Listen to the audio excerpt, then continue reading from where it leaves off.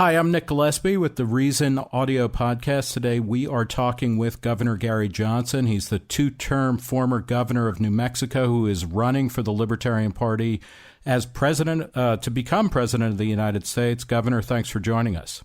Absolutely. Thank you.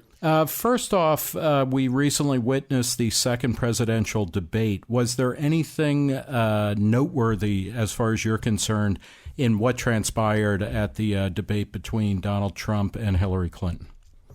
Well, I think that they set new levels of incivility. Clearly, the first 30 minutes went by where there was not one mention of policy. It was everything about not voting for Trump. It was everything about not voting for Clinton. Well, you have to admit they made pretty good cases against each other, didn't they? I think that they did. Yeah, I'm in complete agreement with both of them. So talk a little bit about how you would have provided a different set of answers to some of those key questions, and I'll run through them real quickly. Because, one of the things that you've been pushing for as a Libertarian Party candidate, a third-party candidate who at various points has been polling between, 7 and 10% or 11% nationally, what would you have said about Obamacare, taxes, spending, Syria, and foreign policy that would have added real substance to the debate, do you think? Well, small government, that really I am all about small government. Myself and Bill Weld were not wallflowers, having served as governors of our respective states, New Mexico, Massachusetts, heavily Democrat, getting reelected by being really over the top, fiscally conservative, small government. Neither one of us raised taxes a penny. Mm-hmm. I would have pointed out the certainty of a Johnson-Weld White House that taxes will not go up. They will only go down. But of course, that would be commensurate upon the legislature, Congress passing that legislation. Well, talk about spending as well, because Trump said, "Hey, I'm going to cut your taxes," and Hillary more or less acknowledged she's going to raise them. But you also, in an official response to the debate, you said, part of Trump's problem is that he would cut taxes so far that debt would just spiral out of control. So how about spending? You'll keep taxes, you'll hold the line on taxes or cut them, but what would you do with spending? Well, the certainty that spending won't go up either. Now, when I say spending won't go up, currently Medicaid and Medicare are entitlements. They're open-ended.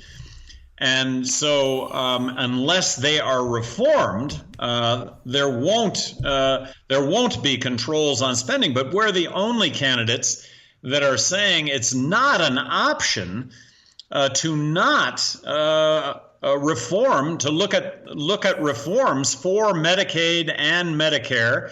It's not an option to not look at reforming Social Security. It's not an option to say that we're going to increase spending for the military when, in fact, we should be decreasing spending for the military also. That wouldn't affect America's readiness or the ability of this country to provide an invincible national defense. Let's talk about defense and foreign policy in just a second. But while we're talking about entitlements, what about Obamacare? Hillary Clinton in the debate said, hey, you know what, we're going to keep the good parts. We're going to get rid of everything else, which is an ever-growing part of the program, it seems, based on recent polls and surveys and cost estimates. Donald Trump basically just said, we'll let people maybe, he said her plan's terrible, my plan will be great.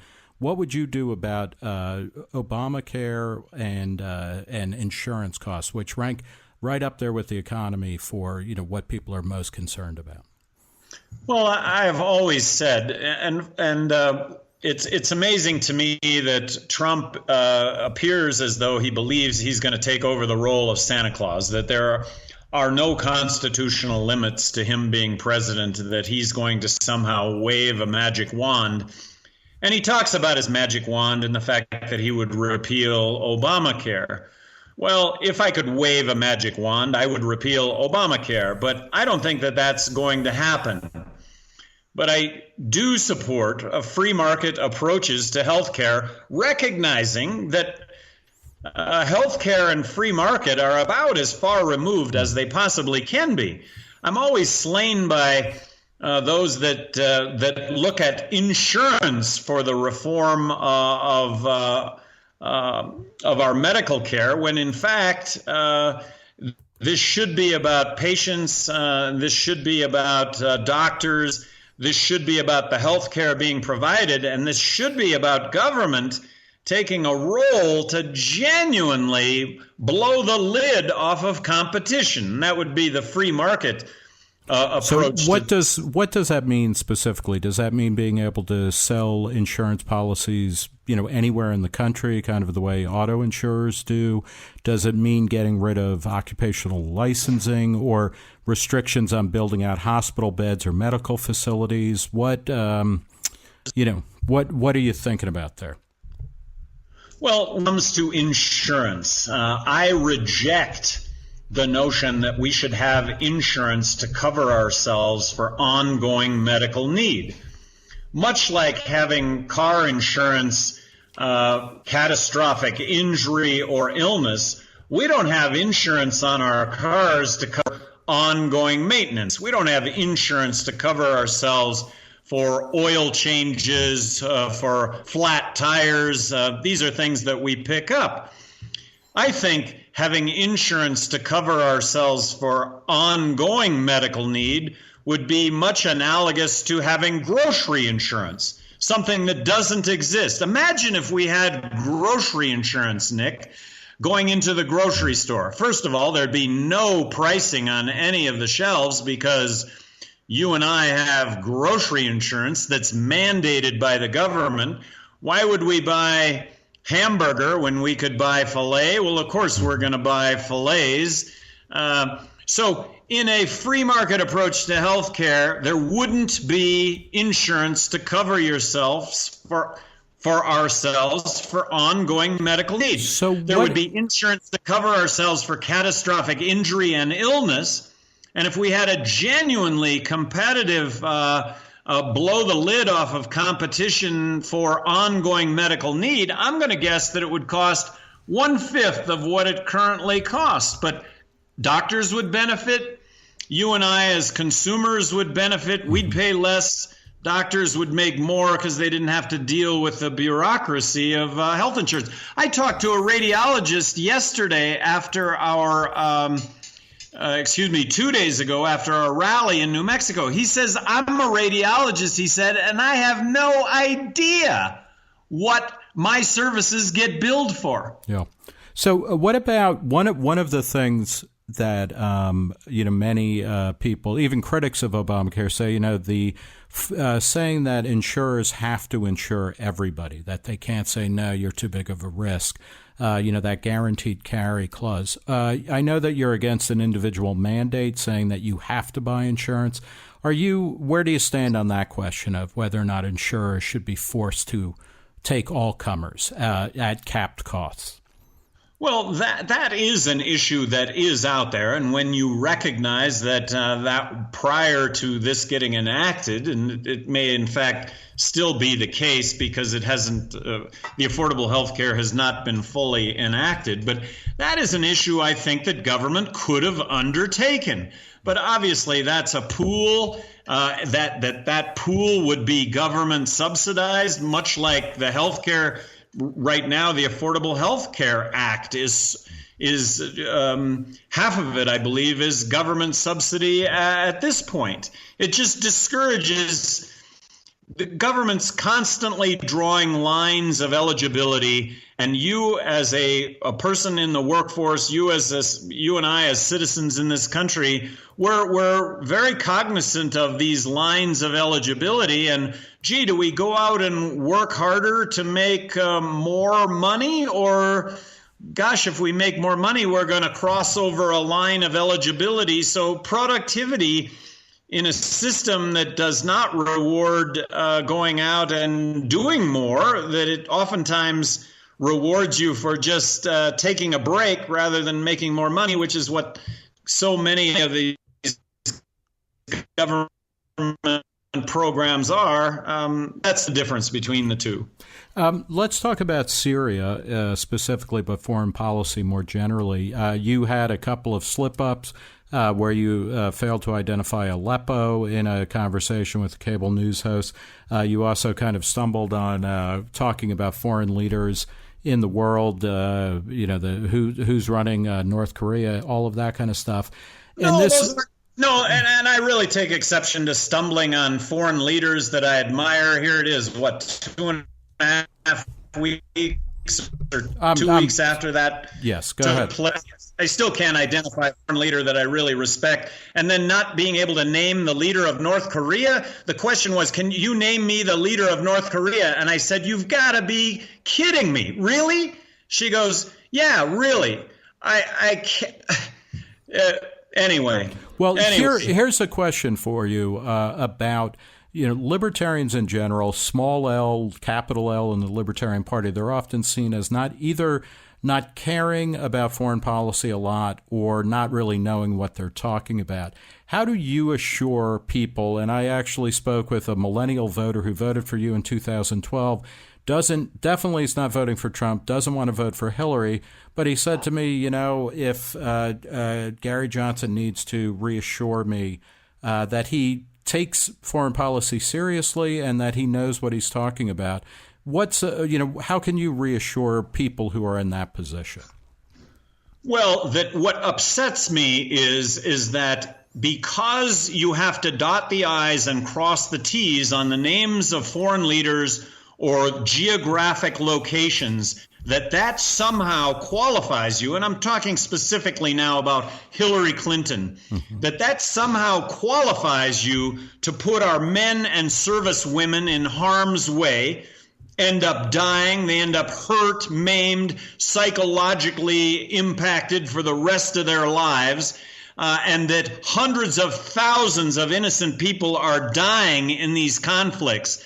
That's what upsets me so much about the criteria to be able to dot I's, cross the T's, and that gives you qualification then to lead this country down the path of putting everyone in harm's way, our military, the people in these countries that are so negatively impacted. What is your capsule summary? What's your general approach to foreign policy, and how does it differ from what you think Trump's is and what Hillary's appears to be? Well, the general approach is skeptic, that we need a skeptic in the White House to actually untangle all of what is happening.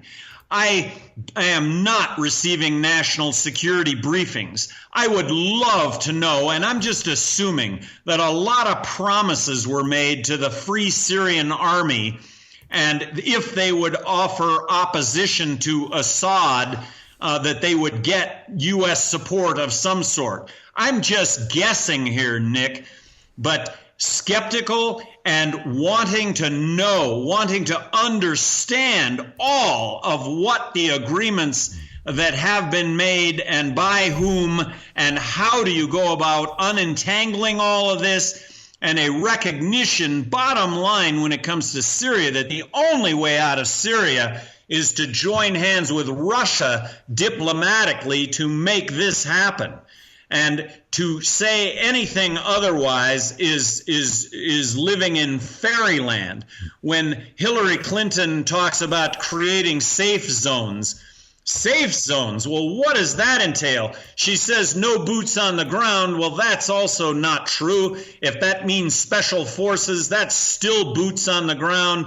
And when it comes to safe zones, well, now we're going to set up target areas for refugees, but guess what? It's not going to be refugees that the Syrian army is now going to bomb. It's going to be under the notion that this is where the Free Syrian Army is hanging out because it's a safe zone. So what Hillary makes sound very simple and a way going forward is just this added complexity to what ultimately ends up to be a less safe world, not a more safe world. In recently, after the Trump audio tape came out where he's talking about effectively or essentially assaulting women as his one of his signature pickup moves, it's a tape that's 15 years old. Do you think, and you've come out with a sharply worded statement about that, do you think that that kind of hot mic incident and kind of blast from the past, is it relevant, and what does it say about Donald Trump and the Republican Party that nominated him to be their presidential candidate? Well, I think it is relevant, and it's not 15 years old. It's 11 years old. Excuse me, yes. And I think Donald Trump himself, has made the statement over and over again that he's not going to waver in what he does, that he's been the way he is for a long time, and that he will continue to be that person. So look, hypocrisy is the one unforgivable, saying one thing and doing another. I am not being a hypocrite in saying I have never engaged in that kind of conversation. Locker room conversation, certainly, but locker room conversation that, in my opinion, degrades women, no. I haven't partaken in that, and I don't think the majority of people do. But for those that do engage in that kind of conversation, I don't think that those people should be aspiring or potentially becoming president of the United States. At the website Red State, your running mate, Governor Bill Weld, former Governor Bill Weld, another two-term governor, the Republican governor of Massachusetts, invites Republicans who are disgusted by Donald Trump to consider the Johnson-Weld alternative. He calls you honest Gary Johnson, a man without guile. Is that accurate? And how do we know that there are not these types of tapes? And we'll talk about Hillary's secret transcripts that have come to light through WikiLeaks in a second. But how do we know that you're an honest man and a straight shooter? Well, of course, that's a rightful question, if you will. But in a way, it's not a question mark. Bill Weld and I both served 2 terms each in heavily Democrat states as Republicans, and we weren't wallflowers. So it's not so much a guess on the part of Gary Johnson, and is this the person he says he is, when you do have 2 terms to look at, having been governor. And myself personally, I've always lived by the credo that if you tell the truth, you don't have to remember anything. If you tell the truth, you acknowledge mistakes, and that we all make mistakes, but acknowledging them there's no quicker way to fix mistakes than acknowledging them. And I have always believed that the one unforgivable in life is saying one thing and doing another. Bill Weld and I are not hypocrites, and you know what? It's an open book, subject to scrutiny. Have at it. You told Albuquerque's KOAT that you are fielding immense interest from, quote, dozens of Republican officials in such a massive amount, quote, that the campaign can't even begin to deal with it at the moment. Republicans are, jumping off this sinking ship that seems to be Donald Trump. Since this tape came out, he was already starting to lose. I mean, he was already behind in the polls. Who are the people who are contacting you? Are they talking about endorsing you? And can you name names? Are there any high-level Republicans who have said, you know what, Governor Johnson, I think you're the best way forward. I'm going to endorse you. Well, I think you've seen dozens that have come out publicly and said they can no longer support Donald Trump. Behind the scenes, Gary Johnson, Bill Weld, you're our vote regarding endorsements. Nick, I firsthand understand how difficult. It's one thing to say I'm not supporting the nominee of your party, which is really unprecedented. And I think all those names are pretty well out there in the press right now. It's another, and I think I don't think it's all that difficult a conjecture to recognize that, well, where does their alternative lie? Naming names regarding those politicians that are considering endorsing us, and I have to believe that many of them will. I'm gonna protect the innocent. I'm not gonna put anybody in a position of having to to affirm or deny something that I'm saying. This is something that they're going to have to come to grips with, and I do believe we are the principled alternative. What is the biggest stumbling block for a traditional Republican or a conventional Republican, a still registered Republican, from embracing the Johnson-Weld Libertarian Party ticket? I mean, you talk the small government, the limited government game that they say they're in favor of. So what's holding more people back who are, from a Republican or a, broadly right-wing or left-wing small government perspective from just saying, hell, let's go full libertarian this time around? Well, let me just ask the same question, maybe here with a little louder volume. What on earth, Republicans, are you thinking? Backing Donald Trump based on what he has said? Forget about everything that he said prior to 4 days ago, but add to it what he said 4 days ago. You're going to cease to be a party if this is something that you're going to continue to embrace. So another form of hypocrisy, or at least a massive difference between public and private behavior, came up during the debate, related to Hillary Clinton and the WikiLeaks emails that were, I guess, filched from or pinched from John Podesta's account, her campaign director, who was also the former chief of staff of Bill Clinton, started Center for American Progress, big lobbying firm as well in D.C. In one of these transcripts to a group in Brazil, Hillary Clinton seemed to be, or she said, look, you've got private positions that you talk about in settings like these, in speeches where there is no press, there are no outside people. It might be a group of donors or an interest group or your fellow legislators. You have one position in private and you have another position in public. Is that the way that politicians have to play the game in order to get anything done?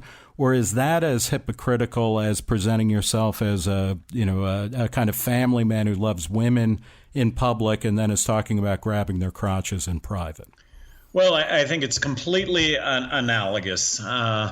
I say the same things regardless of who the audience is. And in this case, that is really damning. That's the worst about politics, saying one thing and doing another. Look, I'm representing you, but I have to say that I'm not necessarily representing you. The worst. And this is what Hillary Clinton is guilty of, that she knows best. She's going to try and tell you that she's working on behalf of you, when the reality is that she's working on behalf of her. And that's what I hate about politics. That's what I hate about politicians. And this is Hillary Clinton right here. This says it all. Do you think your approach, and your colleague, your running mate, Bill Weld, says you are without guile, which is oftentimes held as a negative, not just for politicians, but adults in general, is that kind of openness and transparency? Would that help? I mean, we're in an era where people have less and less confidence in the ability of government to do anything. First off, but then especially to be honest or to act honorably in things. Are you thinking that you disagree with a lot of Bernie Sanders supporters on stances? On some things, you're right there with them in terms of civil liberties and foreign policy for the most part. But in other ways, they dislike your economic policy or your economic freedom policy. But do you think this will appeal to disgruntled Democrats who are like, you know what, I don't want to play that game anymore. I want a guy who's a straight shooter, even if I disagree with him. Well, I hope it appeals to everybody. That's what I hope. And based on my experience in my life, it is appealing. And if this whole thing ends up short because we are honest, we do tell the truth. And in that context, Nick, that's these gaffes, if you want to call them gaffes. The fact that I subject myself, and this is not an excuse, but here's the reality. I subject myself to 6 hours of interviews every single day. There's no questions that are pre-written. There's no anticipation of what's going to get asked. And in that context, do you know everything? No, you don't. Aleppo. Gosh, how about Syria? The Syrian city of Aleppo. What should we? Oh my gosh! Of course, Syrian city, Aleppo. Aleppo, though, for me. Aleppo, I'm thinking acronym, and I'm not trying to make an excuse here. 90% of Americans don't know what Aleppo is, but 90% of Americans aren't running for president of the United States either. So no excuse on anything. Anything's fair, but fair is saying the same things in front of regardless of the group. When Bernie Sanders supporters stand up and say, "Hey, I'm opposed to TPP because it's all about crony capitalism," you know what? There might be some elements in there that are crony capitalistic, but reality is it makes things better, and then going on to defend why it makes things better. Look, I do believe crony capitalism is alive and well. Crony capitalism is when the government picks winners and losers. Free market, by definition, is devoid of government interference. Talk a little bit about why would Hillary Clinton, one of the things that's amazing about all of this is that what she was saying in secret was that she believed in a hemispheric free trade zone with open borders, free movement of people, goods, and services, of knowledge, of culture, which sounds pretty libertarian to me. And I know, you're the only candidate out of the 4 candidates with any national reach, Hillary Clinton, Donald Trump, Jill Stein, and you're the only one who is not protectionist when it comes to trade, and you're also the only one who is actually envisioning a world in which people are freer to cross borders rather than less free to do that. Why would Hillary Clinton be ashamed of being a free trader? Why would she be afraid of allowing people from poor countries to move to wealthy countries, and from people from wealthy countries being able to invest in, travel to, and trade with poor countries? Well, that's what would be wonderful, to have a debate made up of with Nick Gillespie as the moderator in a debate. And you could probably get me a point being, there's some real differences between the candidates. And to be able to point out these differences and just have a very civil debate and discussion on the issues, as opposed to he said, she said, and it sounds more like divorce court, as opposed to what a debate and a discussion should be about these issues. When you look at big government versus small government, when you look at civil liberties, when you look at drug policy, they have not yet once talked about the legalization of marijuana. Do they support it? Don't they support it? Which makes you think that there are some pre-submitted questions to all this. We have the highest incarceration rate of any country in the world. Why is that the case? Black lives matter. The skepticism regarding our military interventions, Hillary's support of arming the Free Syrian Army, probably recognizing that those arms were going to end up in the hands of the Islamists, in the hands of ISIS. And yes, free trade and immigration, which Donald Trump should be hung on that beautiful wall that he's going to build across the border. who is on your short list for key cabinet positions? Obviously, Bill Weld is the vice president. You've talked openly about how you guys would be running a lot of things in concert with one another. But who are you thinking about for Attorney General, for Secretary of Treasury, Defense, and State? You know, I have always been well served, and I've gotten into trouble in this campaign kind of violating what I've always said that I'm about, and that is I'm not predisposed to anybody.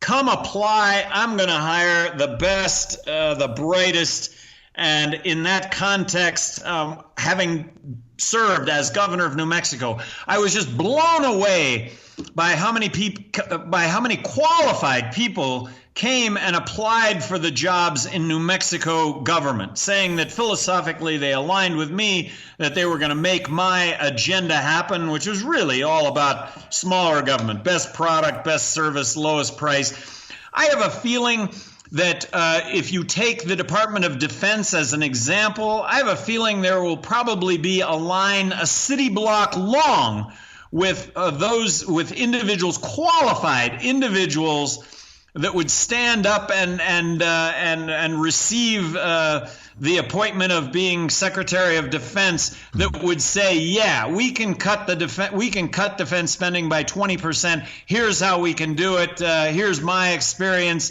and we will have a national defense second to none. That it will be invincible, and here's how we move forward. So you would lay out, here's the broad objective for defense. We want to cut spending significantly without reducing the ability of the department to do what it's supposed to do, which is provide safety and security to the American people and territory. And then you would interview people to fulfill that. And in the case of having been governor, I did have, there was a screening process, a number of people, half a dozen people that I had screening who I finally interviewed, but I interviewed everyone for every one of these positions. And like I say, it was a wonderful process, and I would have that same process as President of the United States. Look, come apply. There's no there's no positions that have been promised ahead of time. Nobody's been promised a job in this administration. There are recent polls by Gallup and others. For a long time, Americans wanted divided government, and it seemed to be a kind of way of minimizing or moderating the extremes in, whether it's an extreme towards a Republican vision of government or Democratic government. But, we keep getting, with brief instances in between over the past 20 or so years, we'll have a Democratic president, a Republican Congress, a Democratic Republican president, a Democratic Congress, et cetera. How would a Johnson-Weld administration create unity, since you would have absolutely nobody in Congress who is from your party in any way, shape, or form? Well, how about the term civility? That civility returned to all this. That yes, you can have a varied opinion, but right now, Republicans want to kill Democrats and vice versa. Democrats are looking to kill Republicans. Does anybody believe that the polarity in Congress is going to get any better given an election of a Trump or Clinton? No, it's going to be further from that. Well, put a couple of guys, Johnson, Weld, right down the big 6-lane highway middle of all this, fiscally conservative, socially inclusive, skeptical about our military interventions, free trade.